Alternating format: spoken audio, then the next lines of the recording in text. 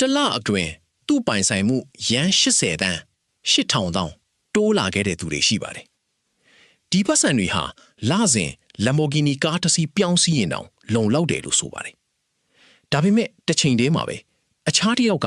တလလုံးလူအသက်ကိုစောက်ရှောက်ရတဲ့တူနာပြူအလုံးနဲ့လက်ထဲဝင်တွေကရန်2သိန်း20တောင်းလောက်ပဲရှိနေတာကိုတွေ့ရပါတယ်တူနာပြူလုပ်ငန်းဟာလူအဖွဲ့အစည်းအတွက်အလွန်လိုအပ်တဲ့အလုပ်ဖြစ်ပေမဲ့ဝင်ငွေနည်းနေခြင်းကိုမိတ်ဆွေမြင်ရပါလိမ့်မယ်ဒီလိုကွာခြားမှုကြီးကိုမြင်တဲ့အခါမှာတူနာပြူကမကြေမနပ်ဖြစ်ခဲ့ပါတယ် YouTuber တွေနဲ့ယင်းကြီးမျိုးထန်သူတွေထက်သူတို့ကပိုပြီးတော့လူအဖွဲ့အစည်းတို့ကလိုအပ်တယ်လို့ခံစားရပါတယ်ဒါပေမဲ့ငွေကြေးကွာဟချက်ကတရားမျှတမှုမရှိဘူးလို့သူယူဆခဲ့ပါတယ်တူနာပြူမရှိရင်တက်ကြီးရွယ်အိုတွေကိုဘယ်သူကဂယူးဆိုင်မလဲဆိုတဲ့မေးခွန်းထုတ်စရာဖြစ်ခဲ့ပါတယ်ဒီပြဿနာကိုဖြေရှင်းဖို့အတွက်ဝင်ငွေတိုးမြင့်ဖို့စ조사ခဲ့ပါတယ်တူနာယူကအလုပ်ရှင်နဲ့စကားပြောဖို့ဆုံးဖြတ်ခဲ့ပါတယ်ဒါပေမဲ့အလုပ်ရှင်ကတော့ဝင်ငွေတိုးမြင့်ဖို့လွယ်ကူကူလက်ခံခဲ့ခြင်းမရှိပါဘူးတူနာယူရဲ့အလုံးနဲ့ YouTuber တို့လိုအလုံးမျိုးတွေဟာ scale သဘောတရားချင်းကွာခြားတယ်လို့အလုပ်ရှင်ကရှင်းပြခဲ့ပါတယ် scale ဆိုတာဘာလဲဆိုတာကို YouTuber နဲ့ဥပမာပေးပြီးရှင်းပြခဲ့ပါတယ် YouTuber တယောက်ဟာဗီဒီယိုတစ်ခုကို10နာရီအချိန်ယူပြီးရိုက်ခုခဲ့ရင်ကြည့်ရှုသူ10ဦးပဲဖြစ်ဖြစ်တသန်းဦးပဲဖြစ်ဖြစ်အချိန်ကုန်တာကတော့အတူတူပဲလို့ဆိုပါတယ်ဝင်ငွေကတော့ကြည့်ရှုသူများတဲ့အပေါ်မူတည်ပြီး30စာအထိတိုးနိုင်ပါတယ်ဒါပေမဲ့တူနာပြူအလုပ်ကတော့ scale စကေးကွာခြားပုံကိုရှင်းပြခဲ့ပါတယ်တူနာပြူတဦးဟာလူနာတဦးကိုရေချိုးပေးဖို့မိနစ်30လောက်အချိန်ယူရတယ်လို့ဆိုပါတယ်ဒီမိနစ်30အတွင်းလူနာတဦးတည်းကိုပဲပြုစုပေးနိုင်ပြီးတပြိုင်နက်လူအများကြီးကိုပြုစုပေးဖို့ကမဖြစ်နိုင်ပါဘူးဒါကြောင့်တူနာပြူတဦးဟာ8နာရီအလုပ်လုပ်ရင်လူနာ15ဦးလောက်ပဲပြုစုပေးနိုင်တယ်လို့ဆိုခဲ့ပါတယ်ယင်းမြုံနံသူတွေရဲ့ scale ကတော့အရေးအတွက်နဲ့မဆိုင်ပဲငွေကြေးပမာဏနဲ့ဆိုင်တယ်လို့ရှင်းပြပါမယ်ဥပမာအနေနဲ့ M&A ကိစ္စတစ်ခုမှာရန်တရာဘီလီယံတန်ကြေးရှိတဲ့အလုပ်တစ်ခုကိုဆောင်ရွက်ခဲ့ပြီးတရာကုန်ရေကော်မရှင်ရရဲ့ရန်30ဘီလီယံရနိုင်ပါတယ်။အဖွဲ့လိုက်လှုပ်ဆောင်ရင်လည်းတဦးချင်းစီရတဲ့ဝင်ကြီးကများပြားနေပါလိမ့်မယ်။ဒီအကြောင်းအရာတွေကနေကောက်ချက်ချကြည့်ရင် YouTuber တွေကပမာဏနည်းနည်းနဲ့လူအများကြီးစီရောက်ရှိအောင်လုပ်ခြင်းဖြစ် scale ကိုကြီးမားစေပါတယ်။ယနေ့မျိုးနံသူတွေကတော့ပမာဏကြီးကြီးနဲ့လူနည်းနည်းကိုပဲလုပ်ခြင်းဖြစ် scale ကိုကြီးမားစေပါတယ်။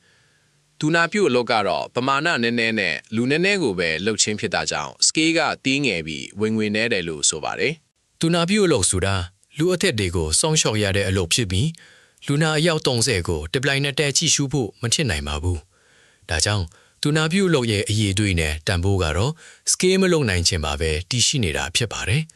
လူအဖွဲ့အစည်းတွေအရေးကြီးဆုံးအလုပ်တွေဟာလူတဦးချင်းစီကိုအသေးစိတ်ဂရုစိုက်ဖို့လိုအပ်ပါတယ်အရင်းရှင်စနစ်ဟာscale ကိုဘလောက်အထိချဲ့နိုင်လဲဆိုတဲ့အပေါ်မှာပဲစုလာတွေ့ပေးပါတယ် scale ချဲ့နိုင်တဲ့အလုပ်တွေကဝင်ငွေများပြီး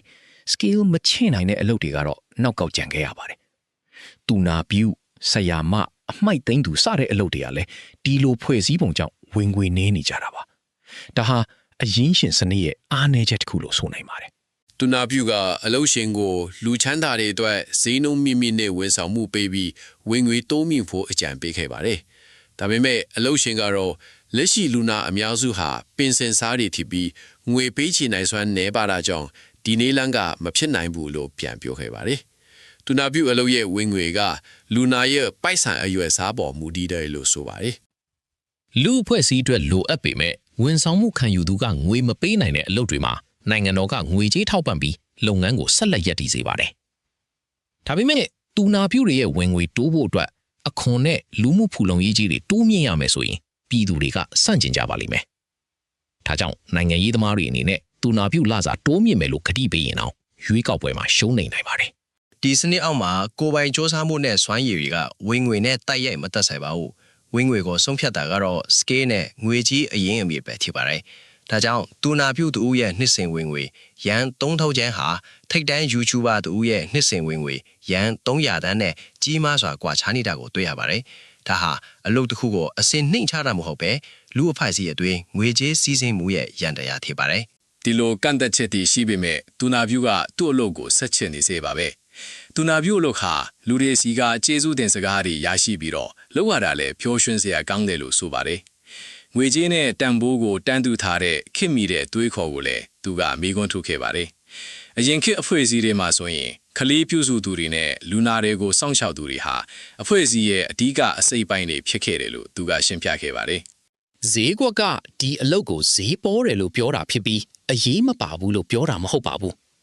ဈေးကွက်ရဲ့အလုပ်ကငွေကြီးကိုထိထိရောက်ရောက်လဲပတ်စေဖို့ဖြစ်ပြီးဘာကအရေးကြီးတယ်ဆိုတာကိုဆုံးဖြတ်ပေးတာမဟုတ်ပါဘူးဒါကြောင့်တူနာပြုတ်ကဈေးကွက်ရဲ့အကဲဖြတ်မှုနဲ့သူ့အလုပ်ရဲ့တန်ဖိုးကိုခွဲခြားသိမြင်ခဲ့ပါတယ်တူနာပြုတ်အလုပ်မှာပျော်ရွှင်မှုကိုရှာဖွေရင်း YouTuber ကနေငွေကြီးရှာဖို့ဆုံးဖြတ်ခဲ့ပါတယ် အရင်ရှင်းစနစ်ရဲ့ဖွဲ့သေးပုံကပြောင်းလဲသွားမှာမဟုတ်ပါဘူးဒါပေမဲ့ဒီဖွဲ့သေးပုံကိုသိရှိနားလည်ခြင်းအဖြစ်ငွေချေးတဲ့ဘဲကိုစီးစံတီဘာကြောင့်အဲ့ဒီနေရာတွေမှာစူးစီးနေတယ်လဲဆိုတာကိုနားလည်နိုင်ပါတယ်ဒီလိုရန်တရားကိုနားလည်တဲ့သူတွေသာငွေချေးစီးဆင်းမှုကိုကိုယ့်ဘက်ကိုပြောင်းလဲနိုင်တယ်လို့ဆိုပါတယ်ဒါဟာမိတ်ဆွေရလက်အနာဂတ်အတွက်လမ်းကြောင်းတစ်ခုဖြစ်နိုင်ပါတယ်